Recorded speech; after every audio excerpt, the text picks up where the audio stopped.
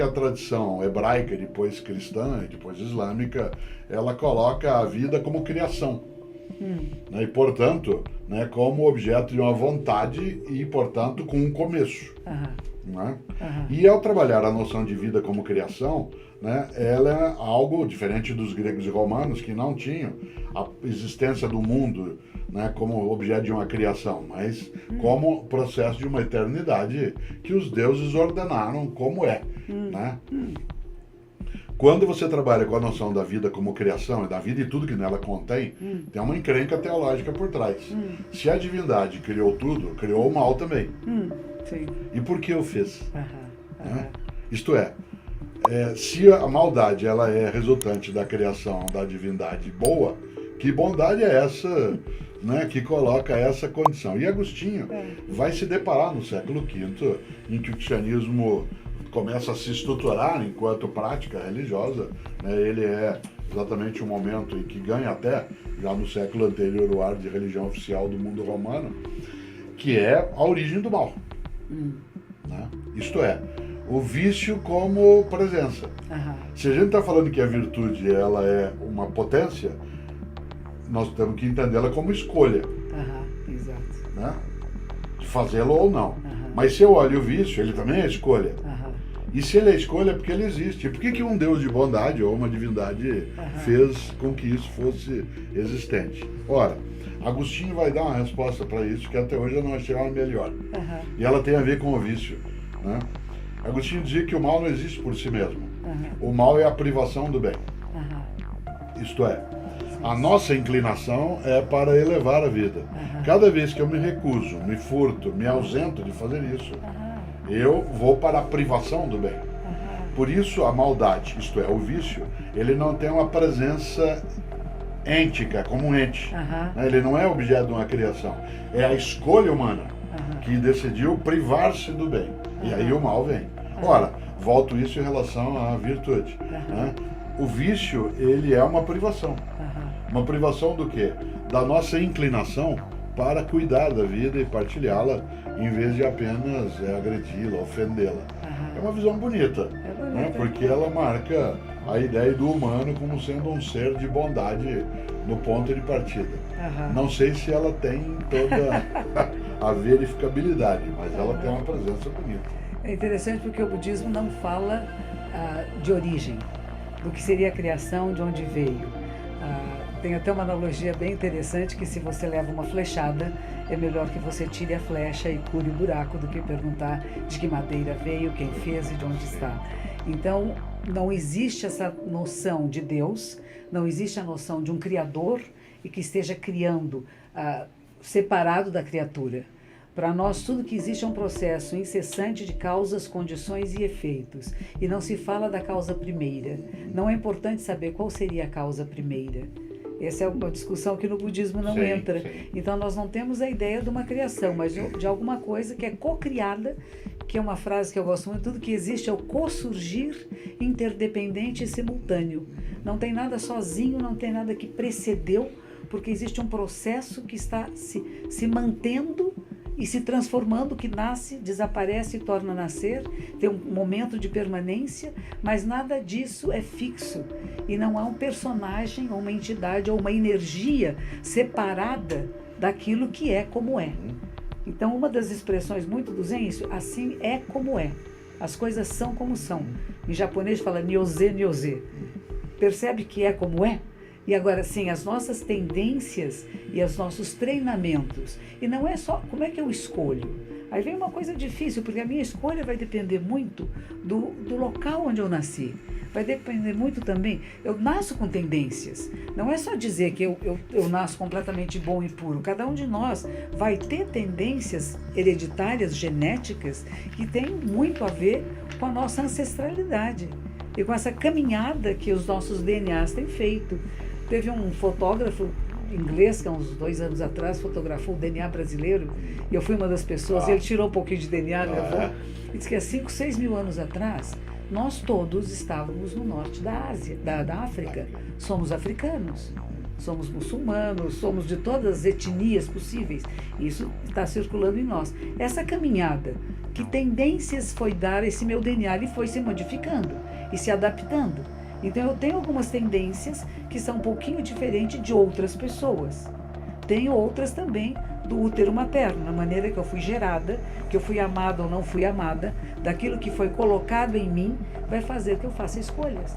Então não é que eu sou o livre-arbítrio, eu questiono um pouco isso.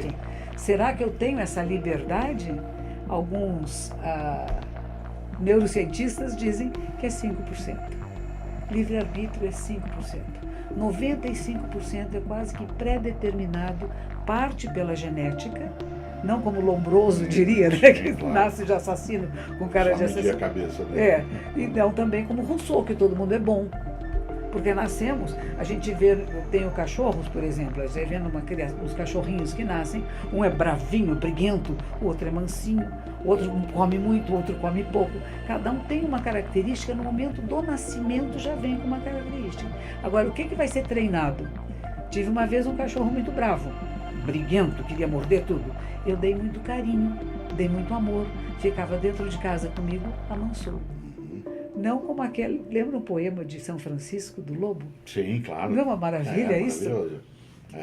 O Woody Allen dizia: o lobo e o cordeiro dormirão juntos, mas o cordeiro vai dormir com o olho aberto. Que ótimo isso. Essa é uma possibilidade. É quando você fala da noção de uma não criação, né, que é uma coisa muito forte, que é uma concepção oriental, é interessante porque o mundo ocidental, onde a filosofia se constitui, vai fazer uma distinção entre aquele conhecimento que quer saber dos comos e o conhecimento que vai em busca dos porquês. A filosofia só é possível no Ocidente porque não se procura os comos, mas os porquês. Né? Porque se você vai atrás dos comos, é uma outra dimensão. Dou um exemplo concreto.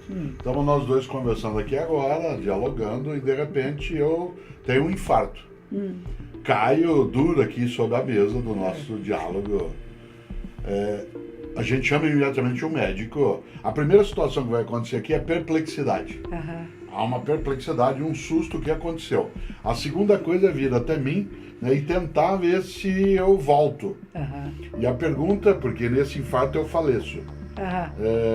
A pergunta é: volto de onde? Né?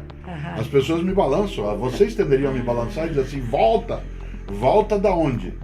Aí eu não volto, porque eu não fui para lugar nenhum em tese. Para alguns eu fui, para outros não. A vida se organiza um pouco assim: eu estou deitado, vocês chamam um médico. Esse prédio que nós estamos tem vários médicos. E diz assim: olha, por que o Cortella morreu? O médico diz assim: sabe o que é? Ele teve um infarto, o coração é um músculo, né, e ele teve um sobreesforço. Isso pode ser sinal de algum entupimento venoso. E aí houve um esgotamento, né, do músculo cardíaco, ele fibrilou, ele rasgou. Aí você fala assim: não, o senhor não entendeu a minha pergunta. Eu perguntei por que ele morreu. Ele disse: então, o coração é um músculo, né, ele não pode fibrilar, porque se houver ali algum tipo, há um esgotamento. Eu falei: não, eu quero saber por que ele morreu. O senhor está me respondendo como. Ora, essa distinção entre o como e o porquê, no Ocidente, não necessariamente dentro do budismo, mas no Ocidente é a marca daquilo que será o campo das ciências e o campo da filosofia. Né? A filosofia vai em busca dos porquês. Quando você me diz, e eu até entendo, que ao receber uma flechada, pouco importa, né, como chegou em mim, para a ciência importa. Para a filosofia, não. O que importa é por quê. Ora, por que isso tem a ver com virtudes e vícios? Porque, em última instância, quando você afirma, né, de maneira bem decisiva e incisiva, que nosso livre-arbítrio ele é limitado a um percentual bastante reduzido, ainda assim, que seja os 5%, mas é ele que decide tudo. É verdade. Porque toda a nossa escolha, toda a nossa vida, existência, uma das situações mais difíceis que eu vivi um dia foi coordenando uma conversa entre Drauzio Varela e Newton Bonder sobre a maldade. Eram 2 horas de uma conversa. Drauzio Varela, um dos nossos maiores médicos, uma inteligência especial, e Newton Bonder, um grande rabino né, do Rio de Janeiro, que aliás é engenheiro civil de formação. Caramba. Escreveu, né, um livro clássico chamado Alma e Moral. Isso. E o Drauzio Varela escreveu Estação Carandiru. É. Ele ficou mais de 20 anos dentro da penitenciária, trabalhando como médico voluntário. E, claro, cabe ao Rabino lidar no dia a dia com a elevação do que há de bondoso no humano. E no meio dessa conversa eu fiz uma pergunta que me perturba até hoje a resposta. Porque eu perguntei a ambos: vocês acham que todo ser humano tem salvação? Isto é, todo ser humano pode ser recuperado? Ou seja, a virtude triunfa ao final para qualquer pessoa, ou haverá pessoas que não têm saída? E é claro que o Rabino na hora, tal como talvez você e eu fizéssemos, mas eu com certeza, e o Rabino também. Claro que a razão e a virtude triunfará. Todo mundo tem alternativa de melhor, afinal eu não seria educador se eu não acreditasse nisso. E o Dr. Drauzio disse: não, eu não acho. Eu acho que há pessoas que não têm alternativa. Eu acho que a maldade é tão presente nela que não há alternativa. E eu disse: mas e a tua postura como, claro, uma pessoa boa, um médico?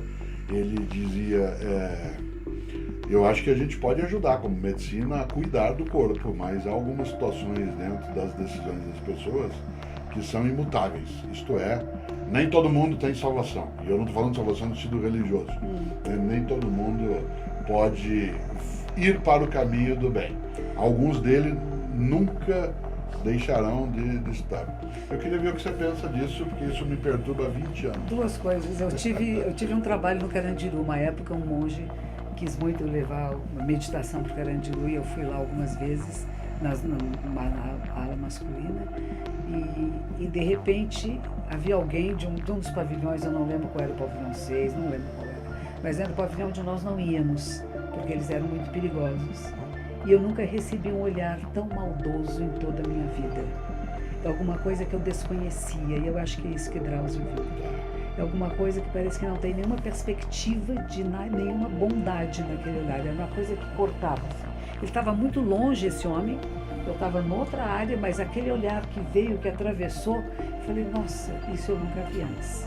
E Drauzio conviveu muito com isso, provavelmente. Há duas histórias budistas que eu gosto muito. Uma delas é do budismo da Terra Pura, em que diz assim que até os bons entram no reino dos céus. Até os bons entram na Terra Pura. Quer dizer, a Terra Pura, esse lugar de plenitude, está aberto a todos. E até aqueles que se dizem bonzinhos podem entrar. Então, ou seja, não existe maldade que não chegue lá, que se transforme. E outra história é de um homem que era muito mau.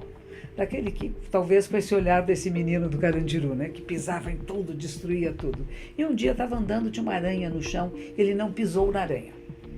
Primeira vez e a única na vida. Morreu, vai para o inferno. O budismo também tem céu, inferno e purgatório. Chega no inferno, está lá sofrendo muito, quando ele vem um fiozinho de aranha puxando e chama: pss, pss, pss, venha cá. Ele olha e diz: eu? É você mesmo. Você fez uma boa ação. Você não me matou aquele dia, então eu te dou, você pode subir, você sai do inferno. Mas o seu fiozinho é tão fino, não. Mas uma boa ação tem muito poder. E ele começa a subir no fiozinho. E os outros lá de baixo vêm e começam a querer subir no fio também. Mas aí o que ele faz? Ele começa a chutar as pessoas e o fio arrebenta. Então ele tem uma condição. Aquele que é muito mal, vamos dizer assim, que foi treinado na maldade, que foi educado a ser violento e grosseiro, a destruir a vida, porque eu odeio a vida em todas as suas formas. Ele é muito treinado para isto. Ele pode ter um momento que, por descuido, não fez uma maldade. E esse momento de descuido seria aquela possibilidade dele sair desse universo e de ser como nós gostaríamos que todos fossem, que se transformasse e que se tornasse um homem de bem, uma pessoa que vai ser cuidadosa e não destrutiva.